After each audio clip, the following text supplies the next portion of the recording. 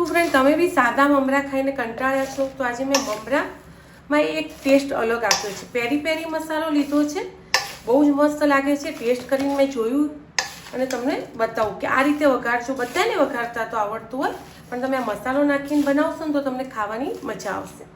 તો ચલો recipe start કરીએ. રેસીપીમાં કંઈ છે નહીં નવું, પણ ખાલી તમારી જોડે શેર કરું છું કે અલગ રીતે, ડિફરન્ટ રીતે આ રીતે બી મમરાનો ટેસ્ટ આપણે લઈ શકીએ છીએ. તો લસણિયા મમરા, સેવ મમરા બહુ ખાઈ લીધા. આજે આપણે પેરી પેરી મમરા ભેળ બનાવીએ. હેલો ફ્રેન્ડ્સ, જય અંબે, જય માતાજી. કેમ છો? બધા મજામાં? સ્વાગત છે તમારું મારી રસોઈની ચેનલ. ફ્રેન્ડ, ક્યારે તમે મમરાનું ભેળ કહો, ચવાણું કહો, પેરી પેરી મસાલા ટ્રાય કર્યું છે?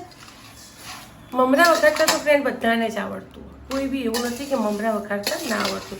પણ આપણે આજે પેરી પેરી મસાલા સાથે અલગ ફ્લેવરના મમરા ભેળ બનાવીએ કે મમરા ચવાણું કહો, જે બી કેવું હોય, મસ્ત લાગે છે.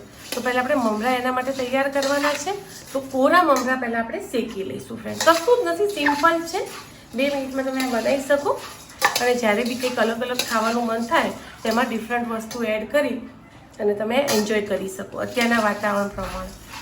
તો એકના એક મમરા ખાઈને કંટાળ્યા હોય, સેવ મમરા ખાઈને કે કોઈ લસણિયા મમરા ખાઈ, તો તમે આ પેરી પેરી મસાલાવાળા મમરા ચોક્કસથી ટ્રાય કરજો. તો પહેલાં આપણે એને બરાબર શેકી લઈશું. અત્યારે હવા લાગી ગયેલી હોય એટલે વધારે પડતું તેલ ના મૂકવું હોય તો આ રીતે તમે મમરા શેકી શકો છો, કાં તો પછી તપાડી શકો. પણ તડકો તો આવતો ના હોય અત્યારે. દાણો એક ચેક કરવાનો જો આ રીતે ઇઝી રીતે તમે દબાવો અને ક્રશ થઈ જાય, મતલબ ભૂકો થઈ જાય, ત્યારે એને લઈ લેવાનો. તો આપણે એક થાળીમાં લઈ લઈશું જેમાં આપણે ચાળીને તૈયાર કર્યા હતા. તો થોડા સિંગદાણા આપણે ફ્રાય કરી લઈશું. જે તેલ આપણે મૂકીએ છીએ મમરા માટે એમાં થોડા પહેલાં નાખી દઈશું એટલે સરસ તળાઈ જશે. અલગ અલગ કરવાની જરૂર નહીં પડે ફ્રેન્ડ. તો મસ્ત સિંગદાણા ફ્રાય થઈ ગયા છે. જેટલા મમરા તમારે લેવા હોય આ રીતે નાખી. કશી અલગ મહેનત કરવાની જ નથી. ખાલી પેરી પેરી મસાલો નાખશો ને તો બી કોઈ મીઠું, હળદર, મરચું કશું જ એડ કરવાની જરૂર નહીં પડે. એટલો મસ્ત ટેસ્ટ મળશે તમને. તો આને મિક્સ કરી લઈશું. પહેલાં બરાબર એને હલાય, મતલબ પેરી પેરી મસાલો નાખ્યા પછી બહુ ગરમ કરાય નહીં, કારણ કે બળી જાય. એટલે પહેલાં પ્રોપર તમારે તેલ અને મમરા જે આપણે મિક્સ કરી લેવાના છે બરાબર. મિક્સ થઈ ગયું છે મમરા, તેલ અને સિંગદાણા. હવે આપણે પેરી પેરી મસાલો એડ કરી દઈશું. મેં આમાં હળદર કે એનો કોઈ ઉપયોગ કર્યો નથી, કારણ કે આખો ટેસ્ટ ડિફરન્ટ જોઈતો હતો. પેલા સાદા મમરા આપણે વઘારીએ છીએ એવા નહોતા જોઈતા.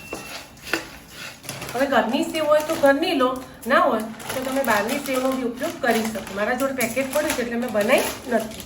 ગેસ કરી દો બંધ.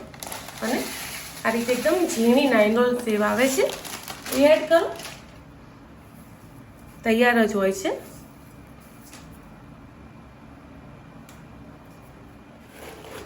થોડું ખાટું મીઠું ચવાણું અને થોડા ગાંઠિયા